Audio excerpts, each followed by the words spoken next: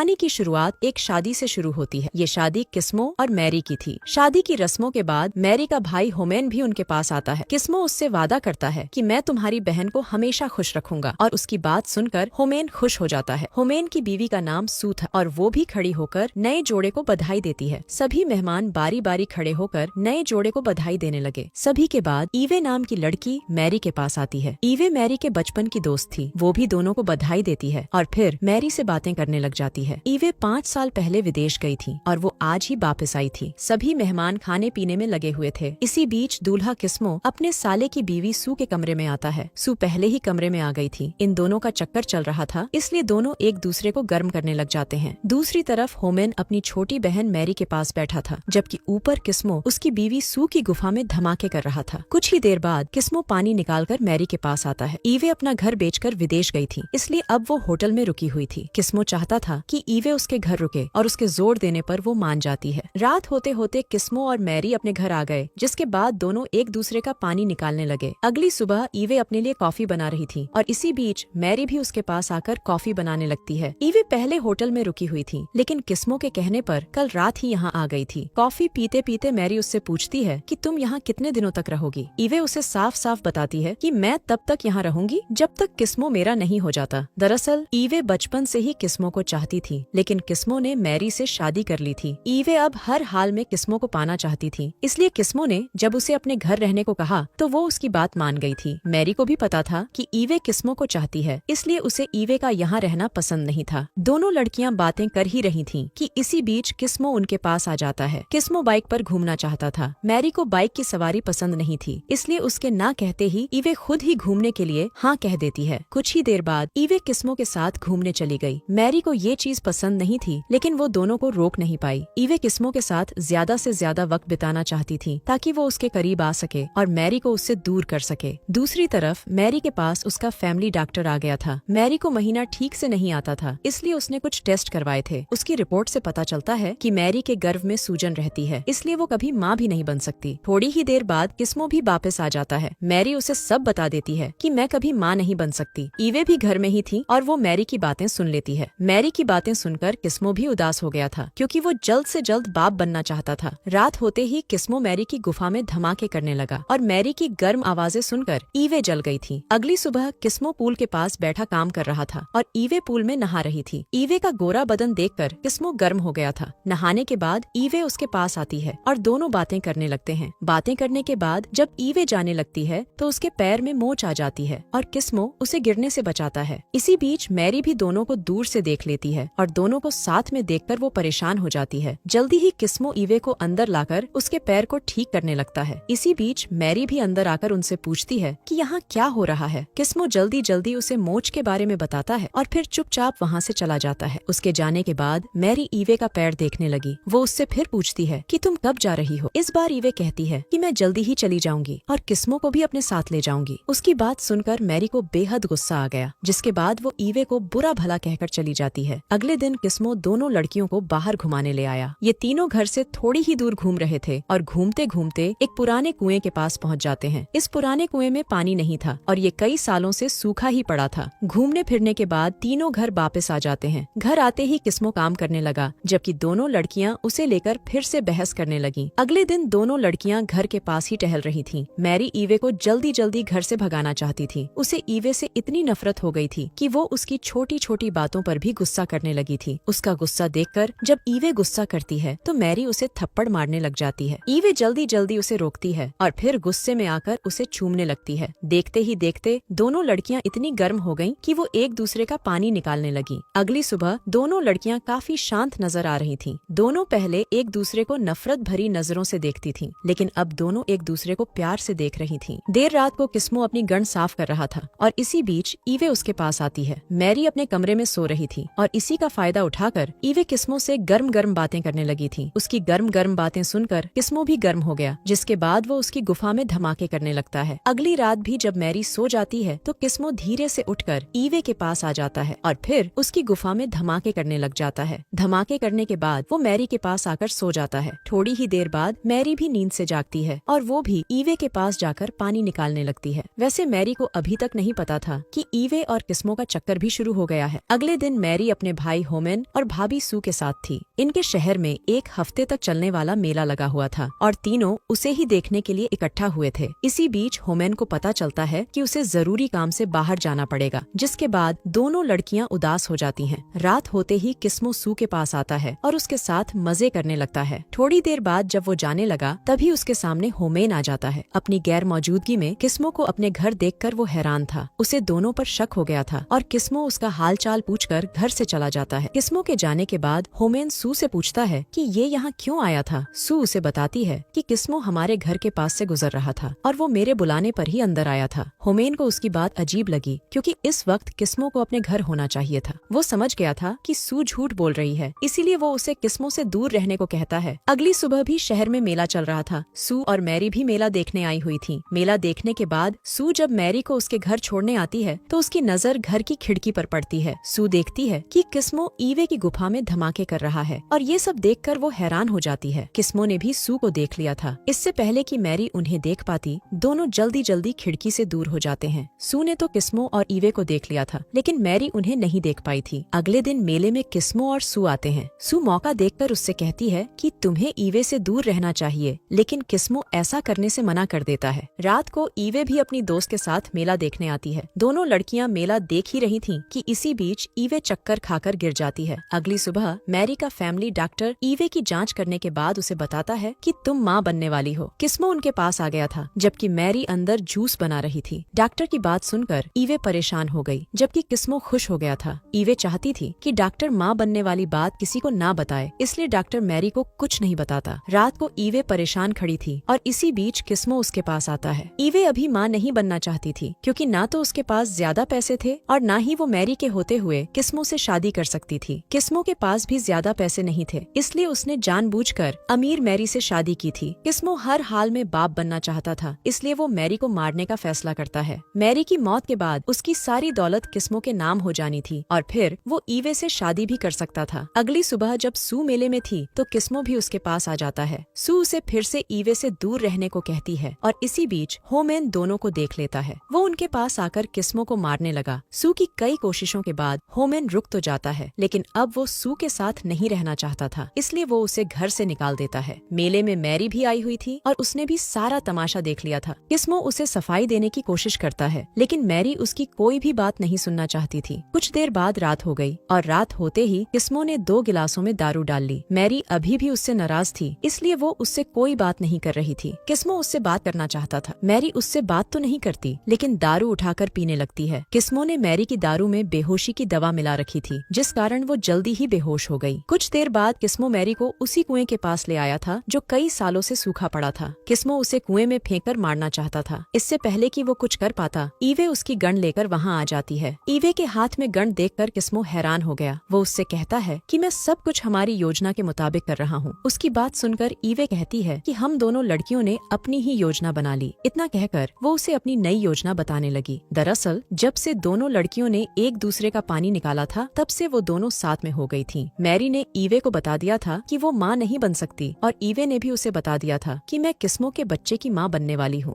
दोनों लड़कियों को ये भी पता चल गया था कि साला किस्मो सू के साथ भी मजे करता था और वो साला किसी को भी धोखा दे सकता है। किस्मो की सच्चाई जानकर दोनों लड़कियों ने फैसला कर लिया कि वो किस्मो को मार देंगी और उसके बच्चे के सहारे जिंदगी व्यतीत करेंगी। ईवे की योजना सुनकर किस्मो गुस्सा करता है। वो उससे गन छीनने की कोशिश करने लगा और तभी मैरी उठकर पीछे से उसे पकड़ लेती है। देखते ही देखते दोनों लड़कियां उसे कुएं में फेंककर मार देती हैं। कहानी के आखिर में दोनों लड़कियां बच गई थीं और दोनों अब नई जिंदगी की शुरुआत करने वाली थीं। इसी के साथ इस कहानी का यही अंत हो जाता है। हमारी वीडियो देखने के लिए बहुत बहुत धन्यवाद।